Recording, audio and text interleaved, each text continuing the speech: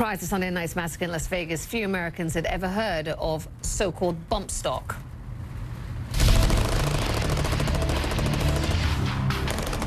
It's an add-on device that uses a rifle's natural recoil to fire more rapidly, almost as fast as a fully automatic weapon. And that's what you're seeing here in this video. You're seeing a demonstration of one in action.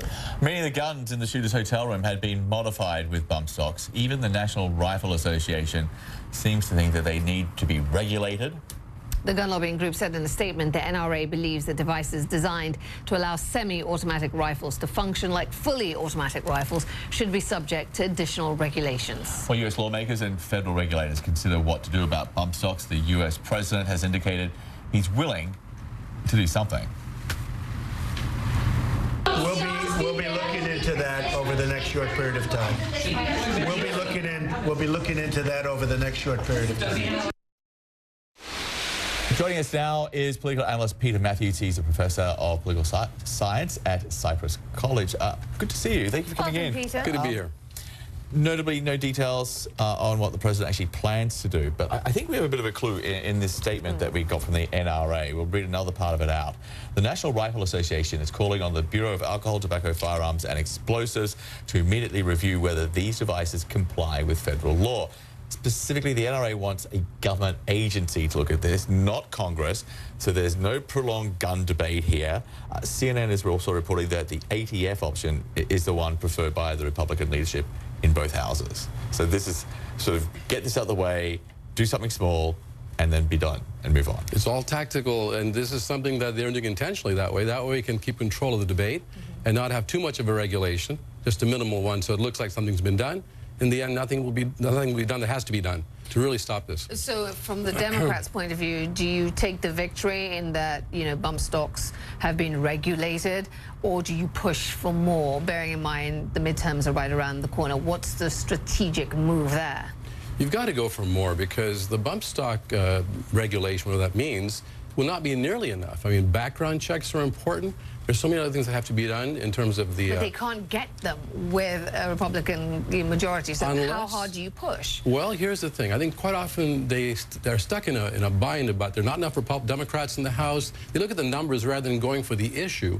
And if they would just act as a nonpartisan way, bring people together in both parties to say this is common sense, they might be able to get enough Republicans to join them to pass some kind of real gun control reform, gun regulation reform, let's put it that way. It's a pretty low bar if this is the best they can do, tweaking a few regulations for bump stocks. Oh, it's a very low bar. Look what Australia did. Yeah. They went much further than that and had an impact on reducing the number of mass killings. Yeah. When it was done. When you look at it, you have to wonder, I mean, obviously there is the fear of the NRA, but then you counter that with the fact that 90% of the country wants to see some kind of common sense gun control. Correct. And you have to say, how much is that just misplaced fear and kind of almost like overlording the NRA?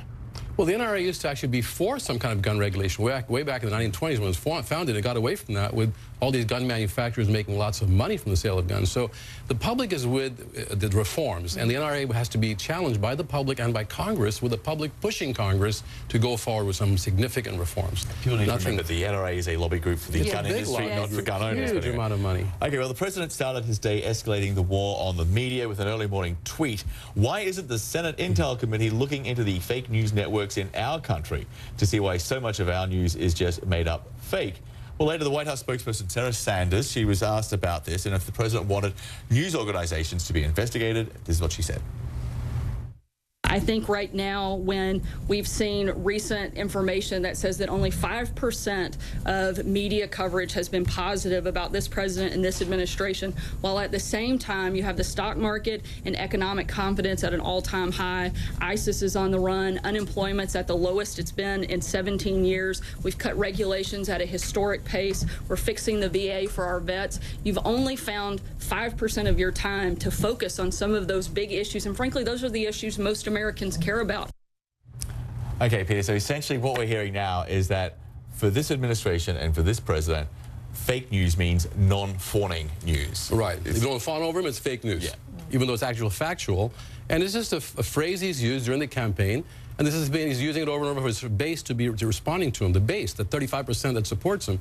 And the fact is it's completely fake in itself. I just want to pick up on that 95% that you talked about, the 5% positive coverage.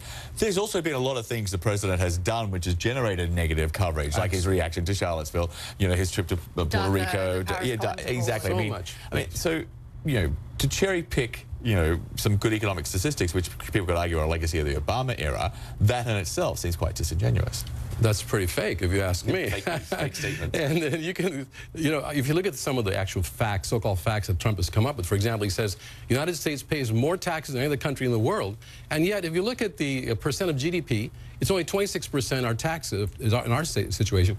In Europe, it's 34%. So he comes up with these non-factual lies, basically, or misinformation, and then he claims that it's true, but it's really not true at all, and he doesn't look at the details of it at all. Broad brushstrokes. It's basically, it's propaganda, basically, broad strokes, yeah.